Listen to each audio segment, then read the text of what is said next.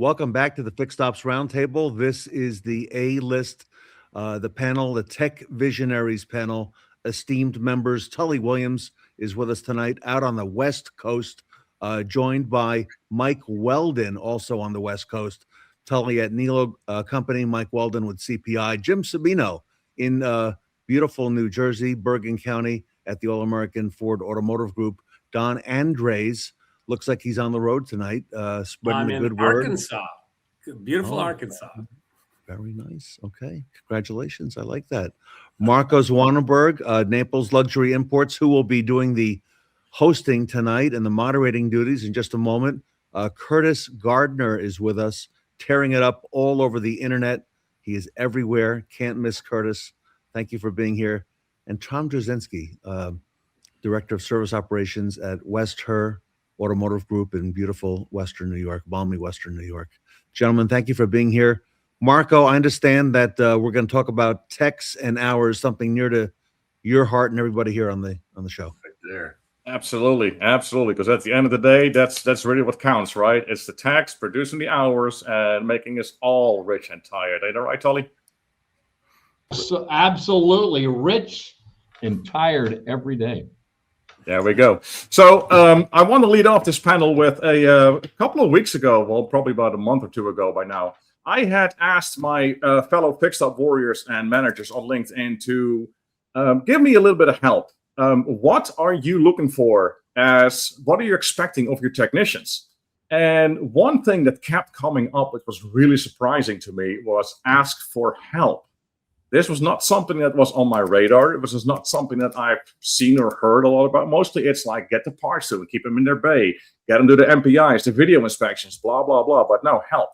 So Jim Sabino and I actually talked about this for a bit off screen and off LinkedIn, and I sent him a little clip by Jim Rohn, which said, ask for help should be the first question. The second question should not be, can you help me again? But can you teach me? So, Jim, since you and I have talked about this, because when we're talking about asking for help, we're mainly looking at guys like myself, like Curtis, the master technicians, the head honchos of the shop, the guys that's supposed to know it all and be able to do everything. That asking for help gets in our way, which slows us down, which costs unnecessary time, takes hours, go. And if the younger generation doesn't see us asking questions, so Jim and I were starting to have a real good conversation about why don't guys like Curtis, and I'm sorry if I'm assuming you're Curtis, but if we are not asking for help, and what would be the best way to go around it? So Jim, I'm going to open this up with you. So please, my friend, elaborate on this. Sure. And yes, we had a great conversation, just between two of us on the phone. I think you were on the road. You were going to a little weekend getaway, if I'm not mistaken. And it is. And I encourage it. The best of the best technicians, the most smartest, the talented, even they at times will hit a roadblock, or they'll get baffled, or they may need to, what I'll call is phone a friend. And you know what? Sometimes a fresh set of eyes, a clear head, may see something different than they're seeing. They may be frustrated. They may be aggravated. They've been working on this vehicle. It's the second time back. And we encourage asking for help. It's not an ego problem. It's not, don't be ashamed of asking for help. I've always said a clear head or two heads are always better than one. And you can learn from it, and be willing to learn. Even the smartest, most talented technicians out there can still learn something from somebody else. And if the younger generation that are in the shop see what they call is the leaders, the shop foreman, the talent, the top tier level talent asking for help, then they should be able and willing to ask for help at any given time. Ask for that lifeline. It's only going to benefit the shop, the culture of the shop, the productivity of the shop, the camaraderie of the shop. It all around, it's okay to ask for help. Don't ever be ashamed to ask for help, ever. Excellent point, Jim. Excellent point. Now, what I really love about this panel here tonight, we can shift this up because I want to get next to Mike and Dawn. I'm going to start with you, Mike, since the both of you are on the road. So what is your perception of the dealerships that you go in? Do you see people asking for help? Do you see master technicians asking for help? And do you see management in these shops fostering an environment to where this is not just promoted, but it's really part of their culture to work as a team from all the way up here to all the way down there. So, Mike, what are you seeing, and what is your input? Well, I'm going to take a little bit different angle than you and Jim kind of started out. When I walk in the shop, I look for organization. I look for clutter. I look for the technician's workspace. I look for things that makes that technician efficient. I look at the dispatching system. Did it effectively dispatch? I look for where their parts location is at. Do they conveniently have the parts, or do they run the parts? Is the parts department close to where the technicians are at? Because that's also where you need to ask for help. The technician needs to be productive, so they need to look at their work environment and determine what would best suit them so that they are operating at the maximum efficiency that they can. Because by all means, we all want a technician to fix the car right the first time. So I never want to just push a technician for hours. I want to make sure that I afford that technician the opportunity to produce at the highest level based on his environment. Excellent. Those are all great points. Thank you for that, Mike. Completely different look at it. It all goes hand in hand with the whole system. Don, kicking it over to you. What is your thought on this? Well, it's really interesting. You want to talk about lost productivity. And I don't care what level that you're at with a technician, it's raising your hand in a timely manner. So what we see a lot is, unfortunately, not a lot of organizations that move into the shop. In other words, they get that RO, they get it generated, they get it to dispatches it, and now they kind of wash their hands of how that RO is moving through the shop. So the end result is, in many cases, you end up with a technician that's an hour, 2 hours, 3 hours into a job that he thought was going to be easy. It turns out there's no communication with the BCM, and now off to the races he's going through his flow charts. The problem was there was just an hour authorized by the customer, or there was only 3/10 or 4/10 authorized by the manufacturer for him to go in and start to do that diagnosis. So what the biggest problem that I see out there is we're not seeing the fact that he's been too long on the car at any given moment. And there's some great programs out there that can start to really zone in on that. And when you see somebody that embraces that product, now they're being productive. So what happens is they're not raising their hand because why? They're just in the middle of it, only to discover they've gone that far. And now suddenly when they finally raise their hand or reach out to somebody, they're 3 hours into something. And I've lost 2 hours of productivity I may never get back. Certainly didn't get it authorized by the customer. So the stores that, what I'm trying to persuade these service managers to understand in the dispatching process is to recognize, hey, it's been an hour. Where's he at? Is the estimate gone up to the advisor yet? Is the authorization? Is he working on the vehicle on the warranty side already? Is he transitioned to working as opposed to diagnosing early, an hour in, so that I can walk up and say, where are we at? Well, actually, I'm totally lost. I don't know where I'm at. Okay, well, this is a great time to discover that an hour in, not 3 hours in. So, yeah, like Michael says, you've got to go back to dispatch. You've got to go back to really understanding where that RO is as it's flowing through the shop and recognize early, because some technicians there's an ego involved, but they just get lost sometimes. They just get lost in trying to diagnose it. It's frustrating them, so they keep going. It sure is a mad world out there for sure. And you know what? Asking for help, Curtis, I'm going to ask you for help last because I want you to take this one home for me, buddy. But now I'm switching over to the managers that we have here. Now we heard from the roadies. So, Tully, how does the Nilo company foster the senior technicians asking for help? And what do you guys do to, in the points of Mike and Don, kind of monitor what's going on in the shop and being able to preemptively assist before it gets to a point? Great question. So here's the thing: is your shop focused on selling hours? Everybody's gonna say, "Oh yeah, Tully, I'm doing it."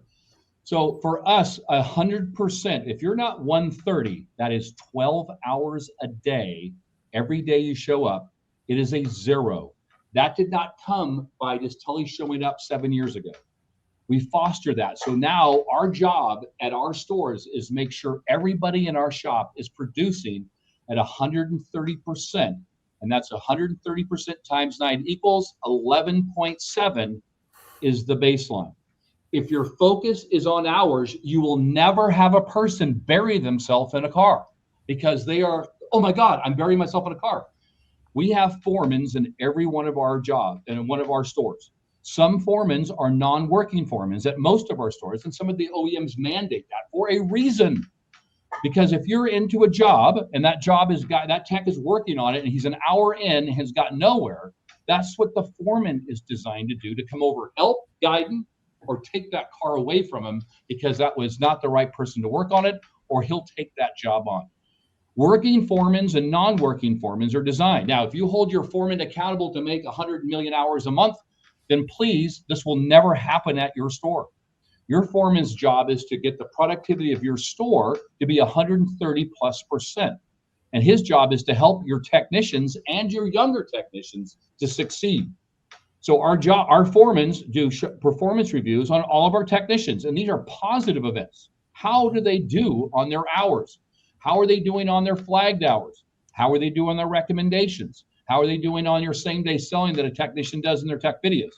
But the focus is coming around, are we helping sell hours? The technicians do those hours for us. They have to be about productivity. If you have a technician that has an ego, I can guarantee by the month 2, he will not work for us, or we have fixed the ego problem because he is not making money for him and his family. We got to get the ego out of the way and let our foremans that we highly compensate for to help our great team members, our technicians, to produce hours. That's the trick at your shop. Are you all in?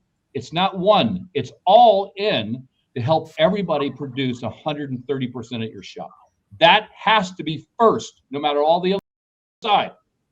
That has to be your first mentality. As always, Tully, you give it a spin the Tully way that no one else can. So glad to have you on this panel, buddy. Tom, I'm going to bring this over to you. So along the same lines, the asking for help. So if you notice that someone is not asking for help as often as they should, do you, as high up in management, delegate this to the lower echelons of management to personally coach and mentor people that have issues with this, to mentor them in asking for help, show them that it's okay, but at the end of the day, show them the result of asking for help, ergo higher hours, not just for them and their family, but also for the shop. Take it away, Tom. Yeah, so I've got 2 different directions with this one. So the answer to your initial question, yes, this is absolutely something we have to be in tune to at a high level. For instance, I look at with all of the technicians and actually all of the employees that we have within the service departments, I look at their pay every single quarter. I look at what they made this year, quarter to date, versus last year versus the year before. My job is to make sure that everybody is continuing to move forward, but also understanding that, again, sometimes certain things mask the fact that maybe they're not as productive as they were before, right? Are they working more hours to turn the same amount as they were working last year? So we as leaders really have to be in tune to those things and have those structures in place. Just like Tully said, the people that they can go to, you've got to have some standards. You got to have all of those things really in order to foster that willingness to ask questions and to slow down and ask for some help. The other direction that I'm going to go with this, which is also in my estimation, asking for help, but also potentially saving us from a much larger, potentially wasted or loss of production, may not be as popular, but that is encouraging or in fact demanding that your technicians take every hour of vacation time that they have earned. Right? You're talking about the only spot in the dealership. We in this business, we're warriors, right? Everybody here and everybody that's watching this, we've worked sick, we work long hours. We've worked sometimes at the detriment of our families. We do those things, and that's how we seem to be. The people that end up in this business, we seem to be hardwired to work that way. And a lot of your technicians are like that. You know, you talk about 130% productivity or proficiency. You can only run a Ferrari at redline for so long before it breaks, right? Even the most finely tuned machines can only run at redline for so long. And that's what we ask our technicians to do every single day. So not only do they need the mental breaks, they need that stress relief, they need the physical breaks more so than the rest of us. I mean, I probably have the easiest job in the dealership, right? Or in the group. I don't need physical breaks. I'm not taxing my body every single day, you know, like these men and women are in the shops. So if we're not giving them the opportunity, or we're allowing them to just work bell to bell every single day and taking that productivity and just high five, you know, shame on us. That's going to wear them down. That's going to leave them susceptible to injuries, right? So what's worse, them taking the 3 weeks of vacation time that they earned, or missing 8 weeks because they tore something, you know, or having worse, going through some nightmare in their family life because they're not using that time. So for me, asking for help, sometimes, yes, it's on the job and with the cars, but sometimes it's listening to your body, knowing when you need that time off, or listening to your brain, knowing when you need that break, and us encouraging them to take that time. Can I piggyback on that, Tom? You are so spot on when you think about that. So when you think about their time off, that's the reason that the work-life balance is so important. Our shop needs to be empty at 5 o'clock, if not 4:30, unless there's a hot potato that needs to get done. Working to 6 o'clock every night to make a living, to what Tom's point is, doesn't work for us. So is your store focused on hours? And the other thing I loved about what Tom says, the reason the forecast works for us is that if you worked 1 day a month and you produce 15 hours, I'm going to celebrate that win as the person that produced 6,000 hours last year, because that is the same hardworking person that did each time. So you celebrate the day of how many days they worked by what they produced and congratulate them. You need to mandate vacation, like Tom said, and mandate training, and that's how you get pay raises. And I want one more ad. You guys got me thinking. Good job. The other thing is change up the work mix that the technicians get, because sometimes they get into the trenches and, you know, they just get burned out. So it's management, it's the dispatcher, however your shop's aligned, mix up that technician's work. That's why I don't have specialty shops, or I never looked at my shops when I ran shops. I tried to cross-train techs because, one, I couldn't guarantee you what came in the shop. But I think it's so important to look at that technician, to Tom's point, his health, his mental well-being, and work with him, and so that he's the most productive he can be by changing up his workload. Perfectly well said. Curtis, bringing it to you as the technician here on the platform. Well, of course, besides me, but people have heard from me enough. So let's put some fresh air on this. Asking for help, and not just a way of asking for help in diagnosing or fixing a car. You know, it could be as simple as, hey, can you hop in the car and power brake this thing for me as I'm under it and check something out, to what all these gentlemen here have been talking about when it comes to your physical health, to your mental health, to taking your vacation, your family time. What is your spin on this? Go for it, my friend. You got to have a plan. You got to start with what you want to do for the year, for the month, the week, and whether it's taking time off or having crazy diag cars, you got to understand what process and plan works for you as a technician. If you're working at, let's say, the 130%, since we've been talking about that, is if you're stuck on a diag car, and do you have a process of diag that you follow every time? Do you have a timer that you set? Something that I like to do on diag is I'll set a timer, and after about 30, 45 minutes, that timer goes off. And if I haven't figured it out, I'm going to go ask somebody that maybe has more experience, a shop foreman, even the tech next to me, and be like, hey, can you put a set of eyes on this? I'm really struggling. You have like a diagnostic flow chart where you're checking the same things in the same order every time and keeping it redundant, making it muscle memory. I mean, those types of things really cut down on like lost time and lost effort. And they really help you save your body and your mind, because you've done them so often, they become second nature. You don't have to reference the same material maybe the same way because you've done it 100 times over the last 2 months. Taking time off and using your personal time is very important, for maintaining not just your physical self, but your mental self. And when it's easy especially in flat rate, it's easy to get distracted by the large amount of hours and the money potential that you can make. And just like Toy was saying, it's easy to work till 7 o'clock at night, but it's not great for you in the long term. And so setting those goals and setting that plan at the beginning, it says, I want to work at whatever 130% efficiency, and understanding what that number looks like for the day. And if you've gotten there or if you need to get there, and then also understanding when it's time to save face and say, hey, today was not a good day. What am I going to do tomorrow to set myself up to success, to make up for what I didn't or couldn't get done today?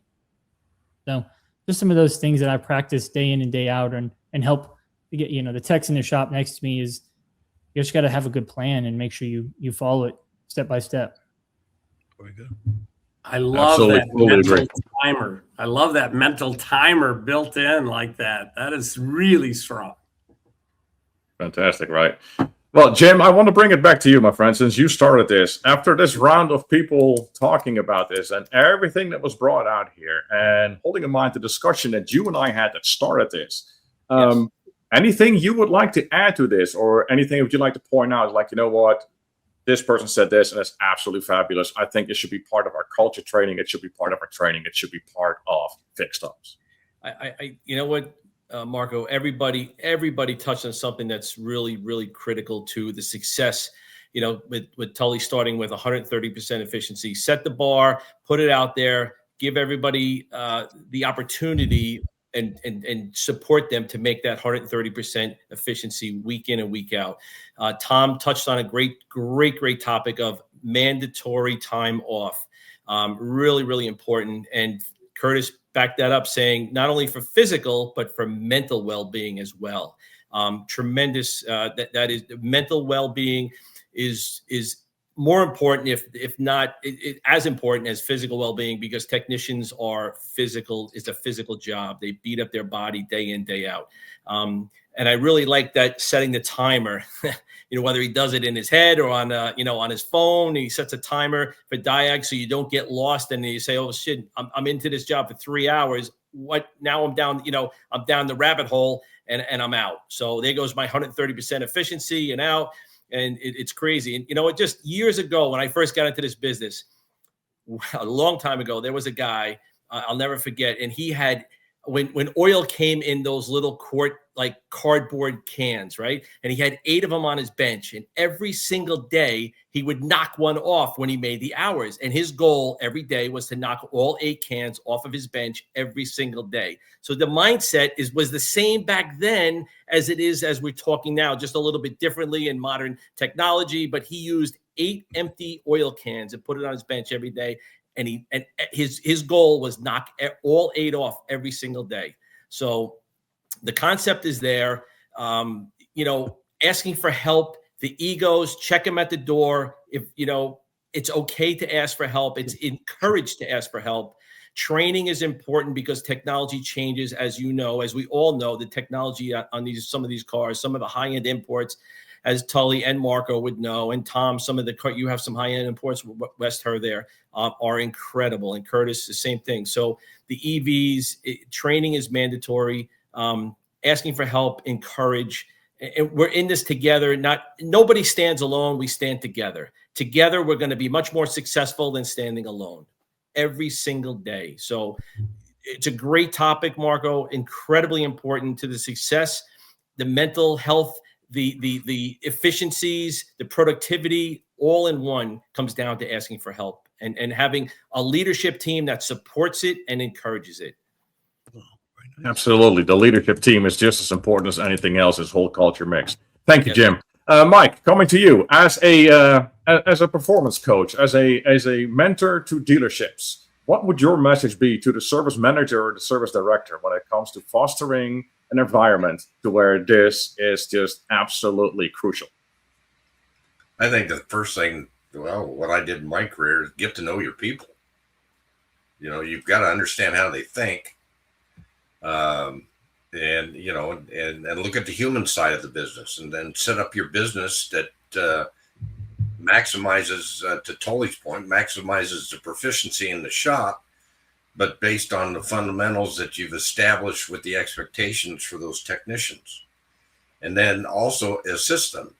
Jim touched on it. Training is so important. We ask a guy to be productive, but we don't tell him how to do it. You got to train them so they can do the job right.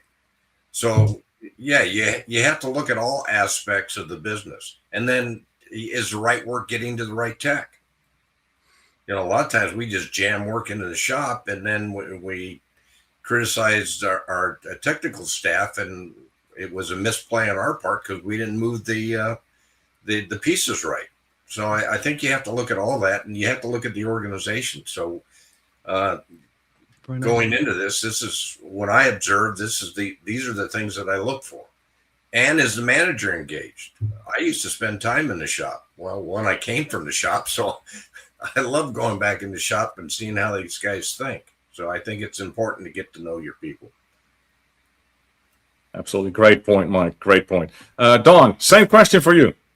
Yeah, have a plan, right? I think this has been brought up a couple of times on this panel, is that when you open the doors and let the day come to you, yeah, you end up interrupting a technician. Hey, can you stop what you're doing and bang out this quick recall? This customer wants to wait. I thought they were dropping it off. All these things happen when we have a lack of planning on what's going to happen today.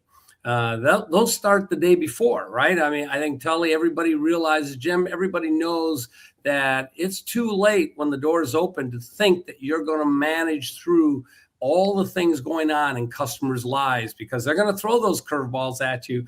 So you have to have a plan for this work to move through the shop.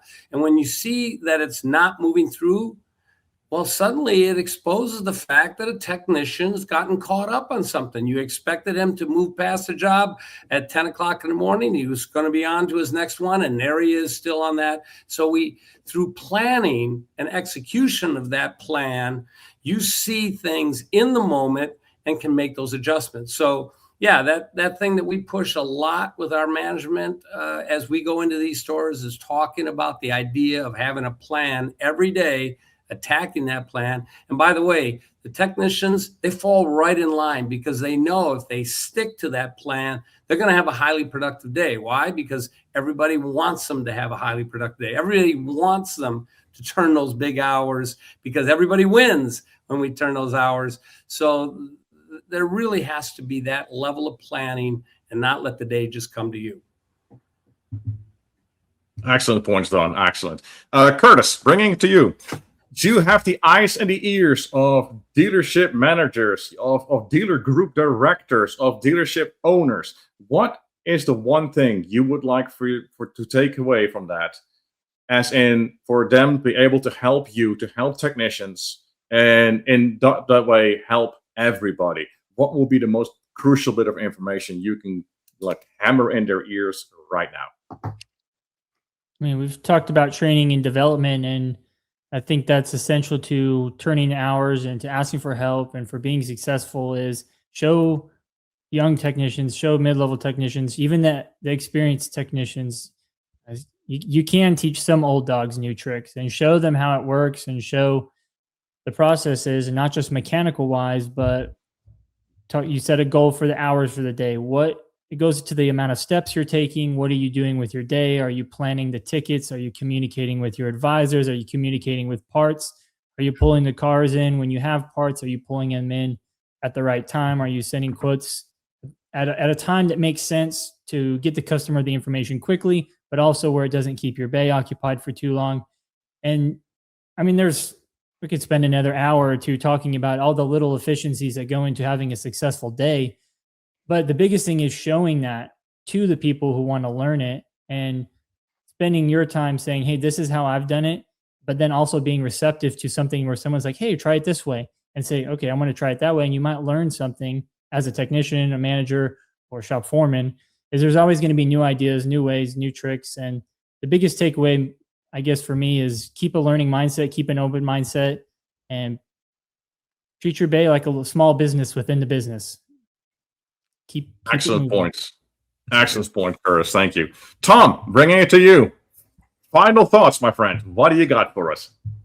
Biggest thing that I can think of right now is, especially, speaking to leadership teams, is be intentional in everything that you do, right? From the way that you set up your shops, making sure that something as simple as tire equipment, right? Centrally located.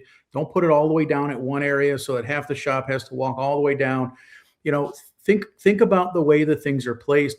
Think about, right, dispatching, the nuance and the art to dispatching, right? Oftentimes we have a tendency to try to focus on weaknesses, right? And fixing people's weaknesses, make them stronger, make them stronger. That's great. There's a time and a place for that. If you've got a backlog of rear differentials, right? Technician A can do it in an hour and a half. Technician B takes 4 hours.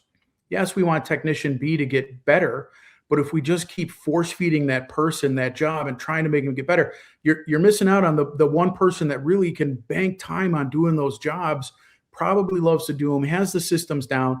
Wait until it slows down until you try to focus on that weakness. Sometimes you have to play to the strength as opposed to just trying to fix the weakness. But I think as we set up processes and we do these things, be intentional, understand how every little decision you make affects your technicians and their ability to produce hours. Fantastic points. Thank you, Tom. Wonderful. All right, Tully, why don't you bring it home for us Nilo style, my friend? I mean, fireworks are last, so light them up. So here's the thing. Is your shop focused again on hours? And it starts with pay plans. Is your parts people paid on hours? Is your service advisors paid on hours? Is your service manager paid on hours? Is your foreman's paid on hours? Is your porter's bonus paid on hours? I didn't say gross, did I? Don't care about the money, because we know money will come. Prices are not dictated by all the people I said, except for your service manager.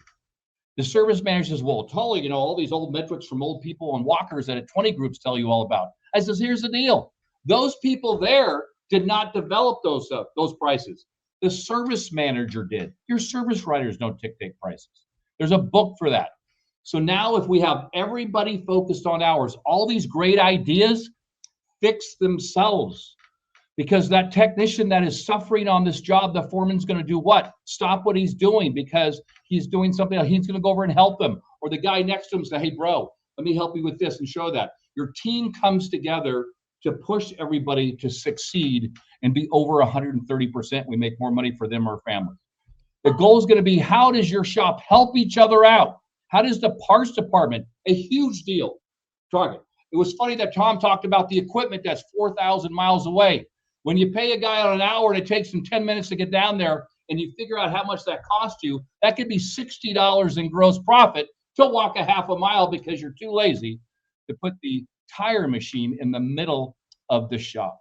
These things all help drive those hours, but you have to believe that's what you're chasing. You're not chasing net profit.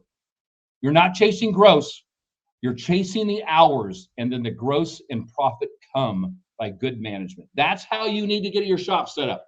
Focus on the hours. Focus on your forecast. Well, Ted, I don't think that I could have delivered anything better than what we've done here tonight. It's been a fantastic panel, fantastic guests. So a lot to digest. Let's watch this again on YouTube for sure. But I think it's been a great panel. What do you think, Ted? I remember Tully saying not too long ago, those who only truly believe in the hours can pull the sword from the stone. All right. So Tully, you brought it home. Love it. What a great panel. Jim Sabino, thank you so much for all you do for the industry. A great, great advocate for everything fixed ops. A lot of success in mobile as well. Mike Weldon and Don Andres on the road tonight. These road warriors, again, working with a lot of dealerships around the United States. Congratulations to both of you. 2026 is going to be a great year. Tom Drzezinski, wow. West Her, as always, always delivers. Great stuff, Tom. And Curtis Gardner, what can I say? What respect we have for you, and all you have shown us that the technician of the present and the future can do. So thank you. And Marco, the golden voice here tonight, here today. Great work, Marco Zwanenburg. So thank you. Great job moderating this and doing it all. Absolutely, my pleasure. Couldn't have done it without this great bunch of people sitting here talking about this. It's been fantastic, guys. Thank you so much. Marco, so what do we say? These are the tech visionaries. Is that correct? Absolutely. You got to have vision for technicians because, we can't do it all by ourselves. It's teamwork. It is absolute teamwork. It's culture. It's hours. It's everything combined. The cake isn't baked with one ingredient, people. Very grateful to you, Marco. Thank you. And congratulations on all the great news in your personal life as well as professional life. So, All right. Thank you, Ted. Appreciate it. all right. The Tech Visionaries, everybody, here today at the Fixed Ops Roundtable.